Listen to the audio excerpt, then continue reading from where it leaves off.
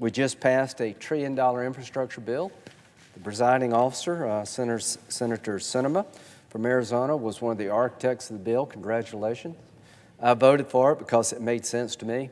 We've been talking about infrastructure here for 5 or 10 years. And this $1 trillion package, $550 of new spending, which I believe to be paid for, goes into ports, roads, and bridges, and rural broadband. 19 Republicans voted for it. I'm hoping we can make it reality and get it to President Biden's desk, because I think infrastructure is much needed, and we were finding bipartisanship in that space. Now we're moving on to something completely different. I dare say radical.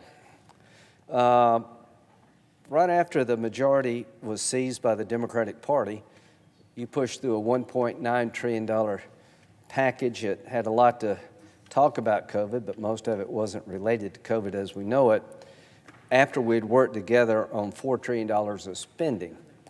Now, this budget resolution is proposing $3.5 trillion of additional spending, and we'll talk about how that affects you, the public, here in a minute. But the first thing I want you to know is not $3.5 trillion. That's not accurate. When you look at the increase in public debt and the authorization of new discretionary spending, it's at least 4.2.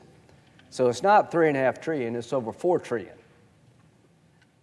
First thing you got to do is be honest with the product you're selling.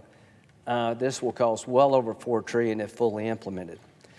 What else does this bill do that people in this body need to know about? It changes the rule regarding emergency spending. Right now, we can spend through an emergency, basically unlimited money, and not have to worry about offsets and all that good stuff, because it's truly an emergency. But you need 60 votes to declare something an emergency.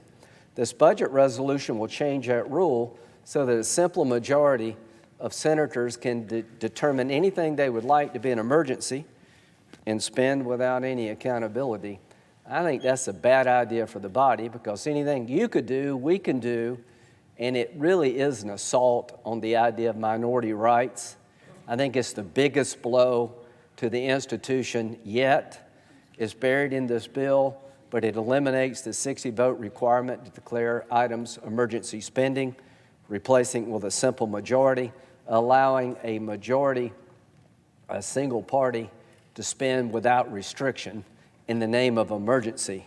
So to my friends on the other side, you need to look at what's in this bill, and I hope you will find that to be unacceptable change to the United States Senate, because when it comes to spending, it guts the idea that the minority matters, because all you have to do, if this budget resolution is implemented the way they've written it, is to declare something emergency, get 50 votes, and spend. Very bad idea.